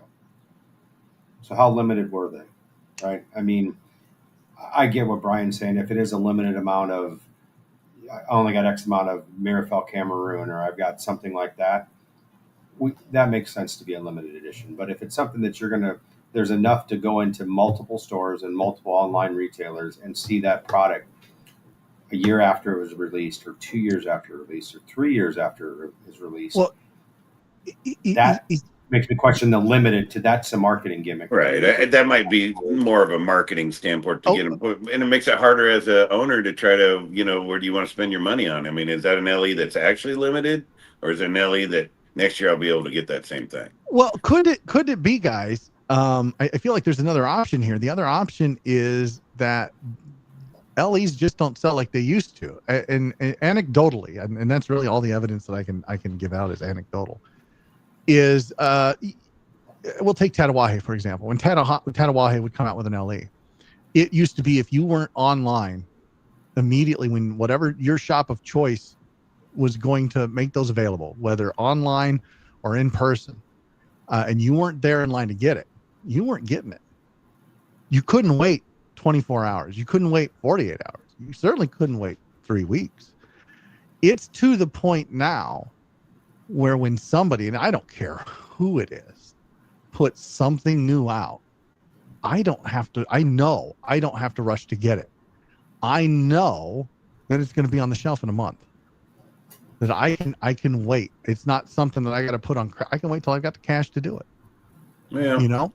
I mean, so, it's so to me, is it economics, or is it these LEs aren't as good as what LEs in the past were? And people have been burned on some of these LEs over the past few years. And like, I'm going to slow down on these LEs. It's not like part of it. I think part of it's that, but I think there's some market saturation aspect. Yeah, I was going to say market because there's so many of them, right? When you're talking about those days of Tatawahe, everybody and their brother didn't have 2 LEs this year. Like I can't think of a main brand, a very anything boutique and above, right? And that doesn't come out with pretty much 1 a year, if not 2. And when it becomes that, it's market saturation. Now now it's economics because I don't have the money to buy 10 limited editions this year. And then they've changed quantities too. There's a whole other portion of that. I mean, if you take the Devil Crab from West Tampa, good cigar, hate the Patola, but it's a 50 count box. That's a $500 plus purchase for people. You've just limited your market substantially. Yeah, I don't disagree with that. And it's not like Cubans when they release regionals and it's a very limited run Everybody like who's a Cuban cigar head, they start going after these regionals and trying to find them and grabbing them in mass quantity because they know it's an actual limited supply. So what would be a limited supply? A run of what? Like if you wanted a true LE, and I'm not talking about these annual releases because like the Senager, for example, that started as an LE. Nick Melillo came out with that and said it was going to be an LE and this was it. And this was all he was going to make. And then, the popularity of it because that OG was so good. It was one of the best cigars I've ever smoked. Comes out and he says, hey, it's going to be an annual release. So taking annuals out of it, like what's the run? What's the number of cigars that can be produced in your mind, Brian Bradley, that would make it a true limited edition, talking about boutique and above?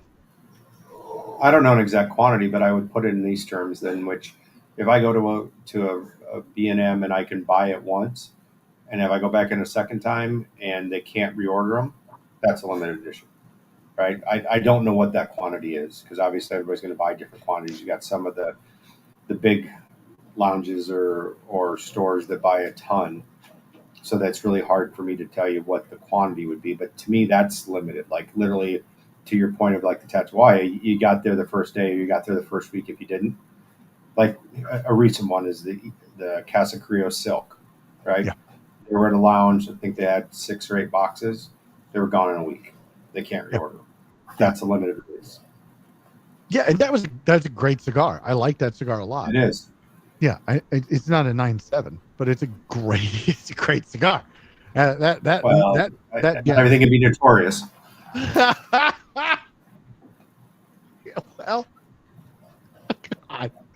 Brian Bolin, what you're a lounge owner. What do you consider? Do you look at the numbers of cigars produced and go, that's not a limited? Yeah, and if you got a really good rep, this will help too. When you're looking at LEs, and they're like, hey man, this is only going to go into so many stores. And so if you don't get it now, that's all this is it. They'll usually try to tell you that, and they'll give you the numbers of how many were actually made, that there was only 1,000 boxes, and you've been an original supporter of them. And so we're going to give you an opportunity. If you pass on it, this is it. That's all you're not going to be reordering it. At that time, then I make the investment for it because when they give you a number of how many, you have to trust that that's what they're saying. If they give you a number that this is so many boxes are made and then they're not coming back, your rep should be able to tell you that kind of information to help you decipher whether it's an annual or an LE that they come out every year, or with just a slight variation. So this year may not be good, but next year's could be better. I mean, there's some like that. I mean, I'll get phone calls and they'll go, hey man, I only got, this is all I got, and we're not making any more. And, and luckily I've built a relationship with some of those people. And so they'll call me and they'll say, hey man, this is all I'm making.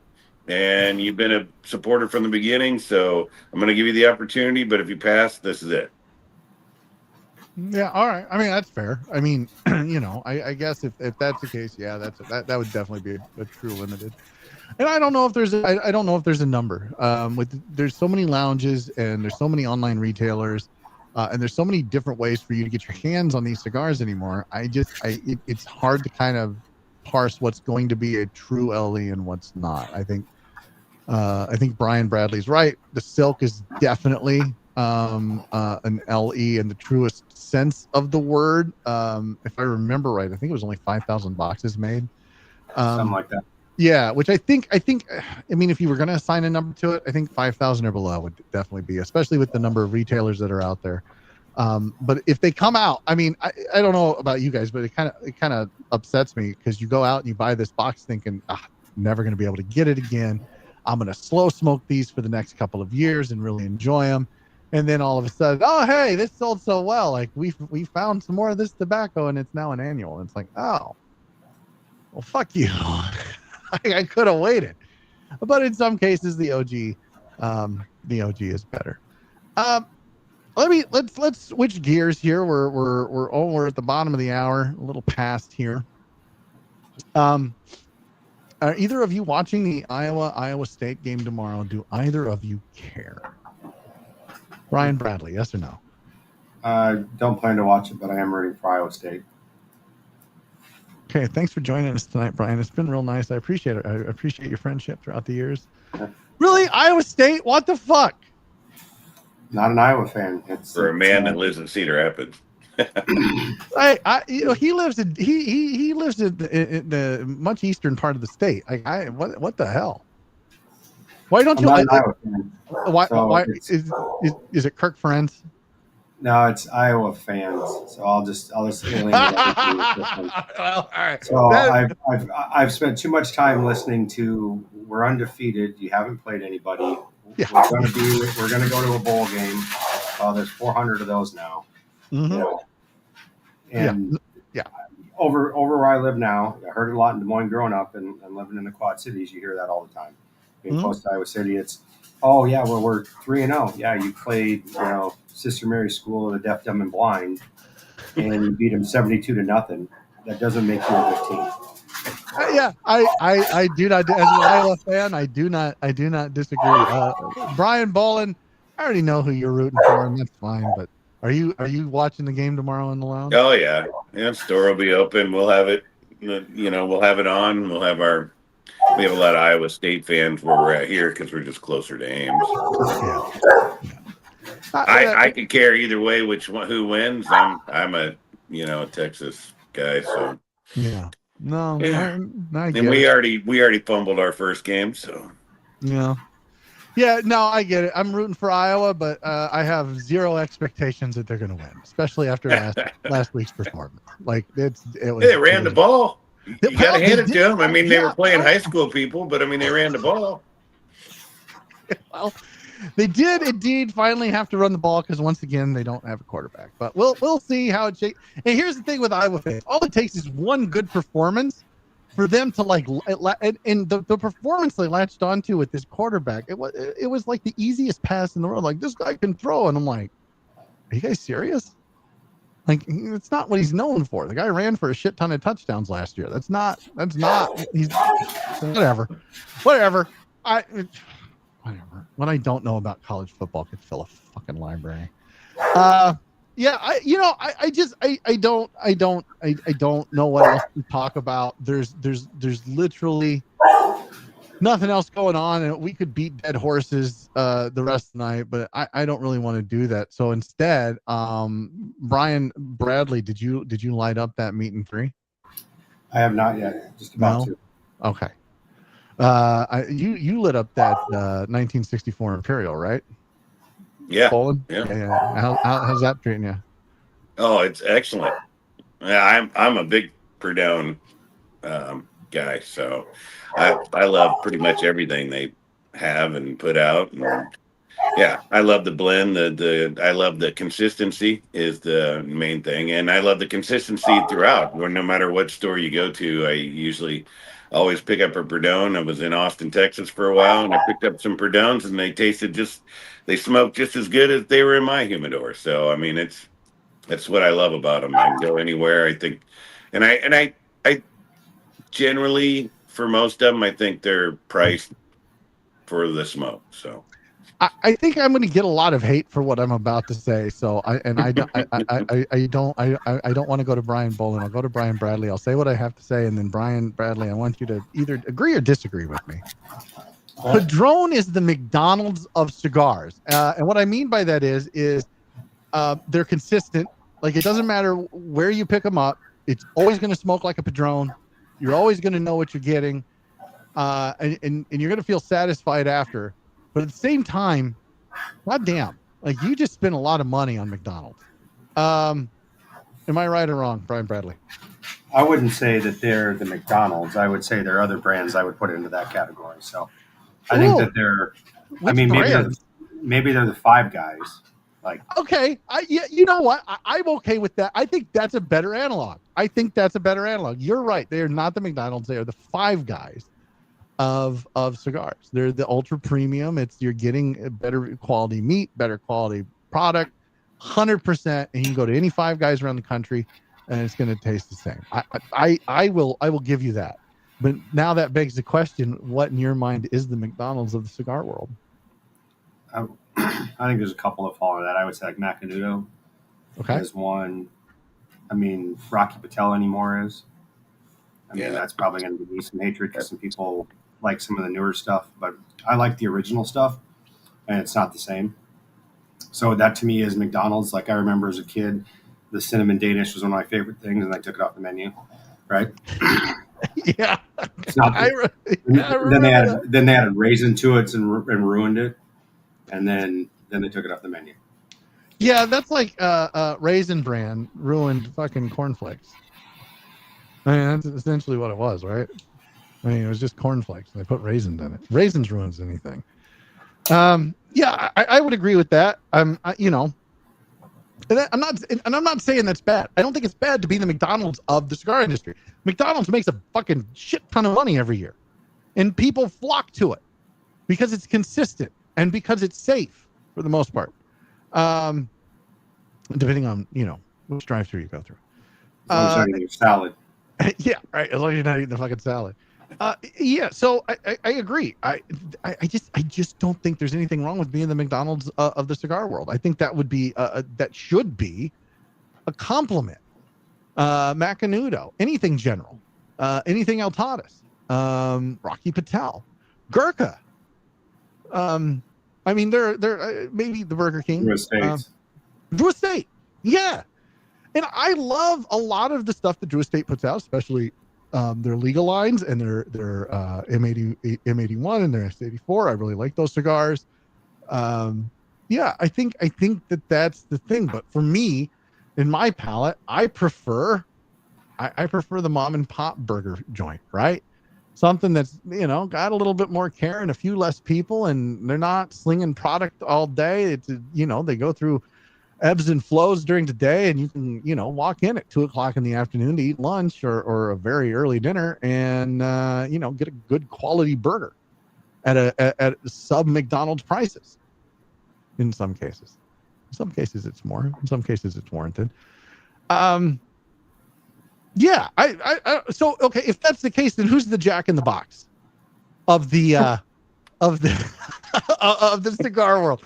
I mean, if we've determined who the McDonald's of the cigar world is, who's the Jack in the Box? That's my question. Brian Boland, lounge owner of Smoldering Cigar in Livermore, Iowa. Who's the Jack in the Box of the cigar man, world? I don't know. I'm not. Yeah. He's like, I'm not touching that with a 10-foot pole. No. Yeah, I'm not getting in that. Now, good question. Now, all right. I thought it was a good question. I mean, it was a really good question. Yeah, I'm sure a couple will come to mind, and we You'll tell probably me all later. know which ones we're talking about. But we're not saying that. Yeah, no, we would never do something like that. Brian Bradley, who's the Jack in the Box of the cigar world? Yeah, I don't know. I think it depends on your opinion on Jack in the Box. Wait, are you a Jack in the Box fan? I guess I should have started there. No, I mean, I probably would take back Drew Estate and the previous one and put them in there because Jack in the Box, my experience, is tries to do too much. Like they've got tacos and they've got burgers and they've got like everything. They're no longer just a burger place. At least last time I was there. So to me, it's like Drew Estate's trying to be. They've got the league and stuff, but then they've got the infused, and then they've got the Deadwood, and they've got the acids, and maybe one, and they got the acids, and they got they're trying to be everything to everybody. Well, as opposed to being kind of focusing on, hey, we're a burger joint, we're going to make burgers.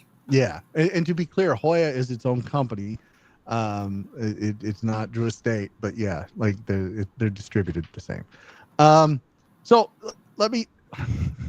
Who would be the In-N-Out? Like, so, and I hate In-N-Out, but I know everybody else loves In-N-Out, and that's fine. No.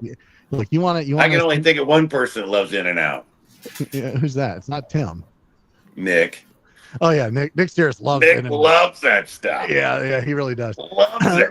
But I mean, if we're gonna say that In-N-Out is the premier fast food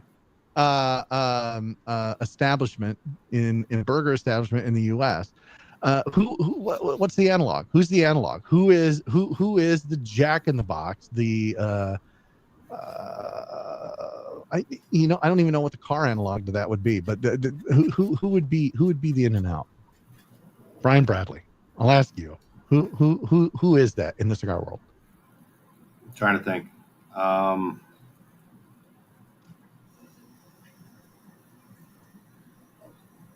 I don't know. That's a tough one. Okay, I've got a name in mind. Brian Boland. Who would be the In and Out?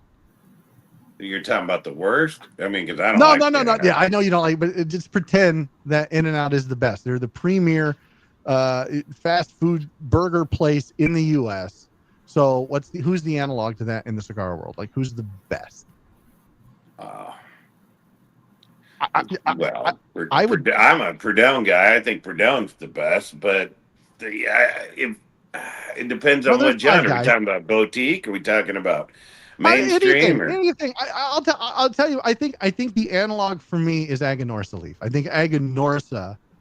And there's Stagley. No, I don't know. I think Castagli's mom and pop.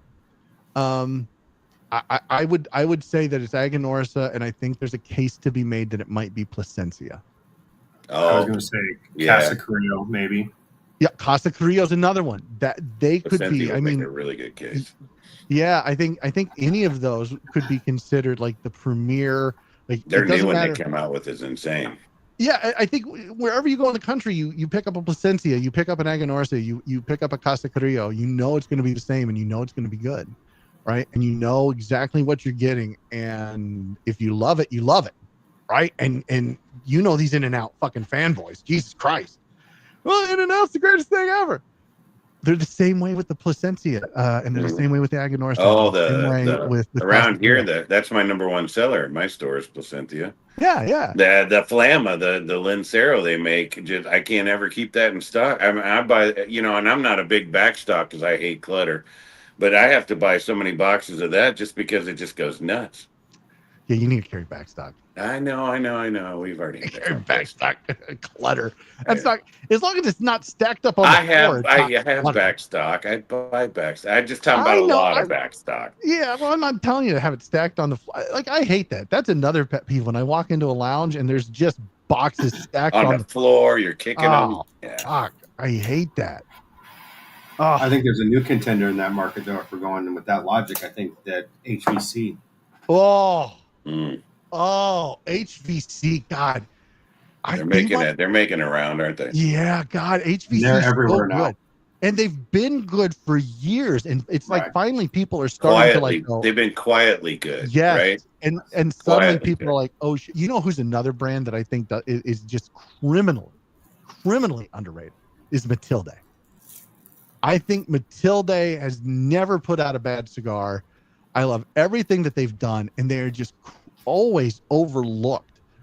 And I don't know. EP always puts out a really good one. Yeah. Casa Carrillo always puts out a good one. They're, like we said, that's the analog to In and Out.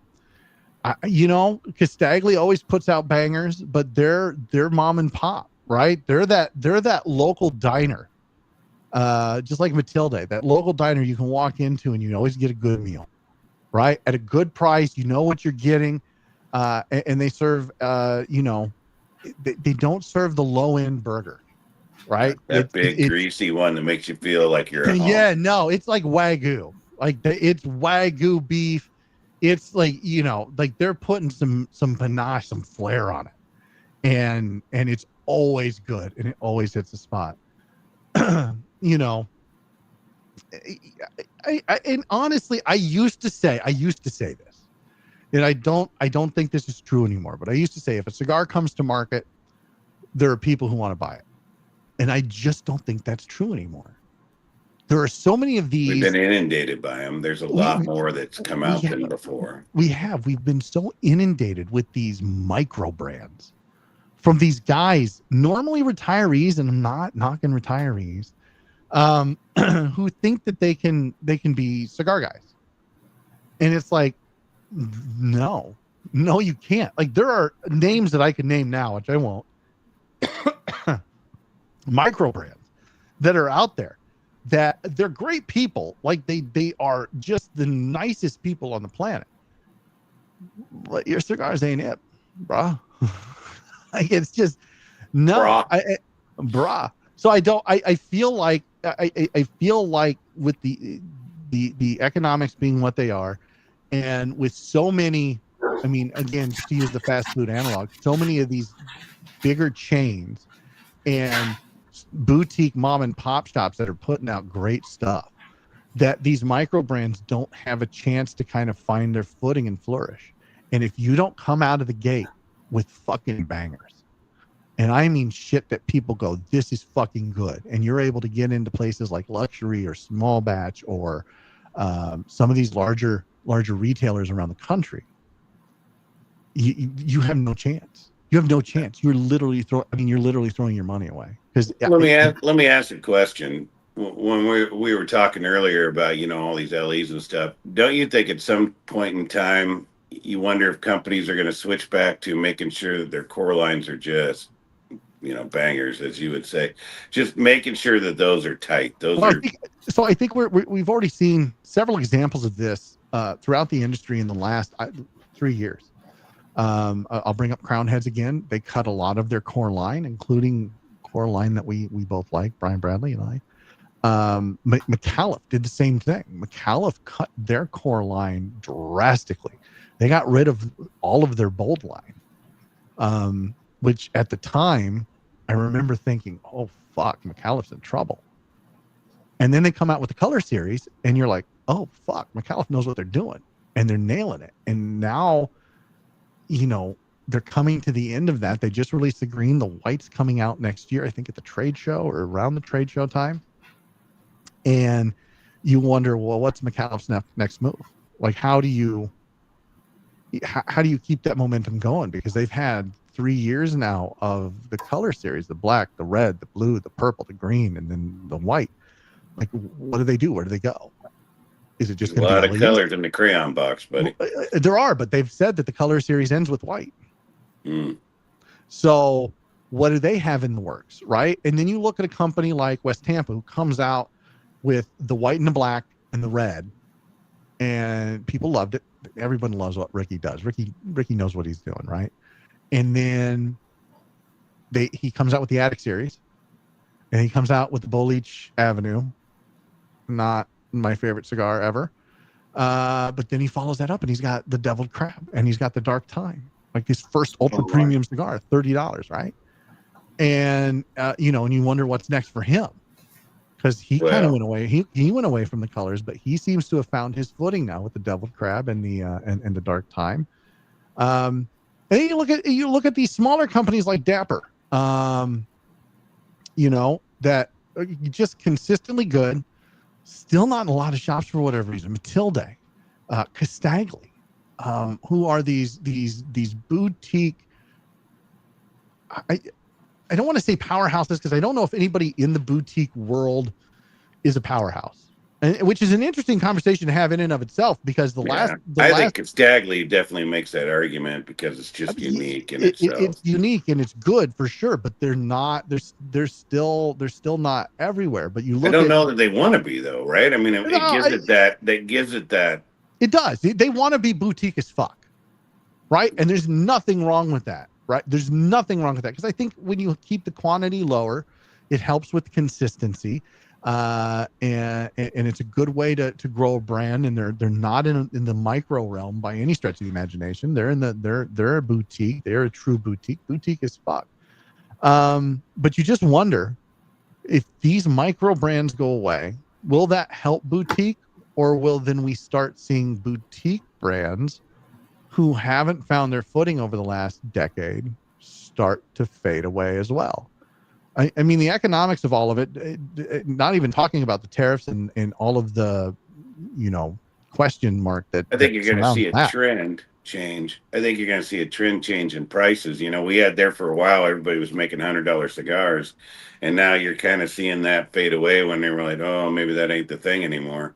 I think you're going to see that. And I think those boutiques, if the micros, let's say the micros do drop out, you'll see boutiques that are willing to adjust or do have at least one good cigar in their lineup concentrate more maybe on that and finding ways to make it more affordable for the average person.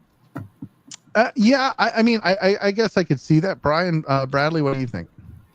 Yeah, I think it's possible. I think we also left out at McDonald's. Nobody mentioned AJ. Oh, yeah. Oh, yeah, AJ might be. And look, AJ for me is hit and miss. I mean, it really is. I like a lot of his stuff. Some of his stuff just doesn't hit my palate the right way, and I'm like, it's a good cigar, but it's not for me. Um, AJ, yeah, I would agree, might be in that McDonald's. But I think there's a lot of people who might put AJ with In and Out. Just, I mean, honestly, I mean, Who's iconic? Who's iconic in our business? well, AJ Fernandez is iconic. I think Fuente's iconic. Yeah. Padron, Patel, Cohiba, Davidoff. Macanudo, Davidoff, Padron. There's a lot. Perdomo. I mean, there's another one. They're just iconic. They're names that are synonymous with LFD. LFD.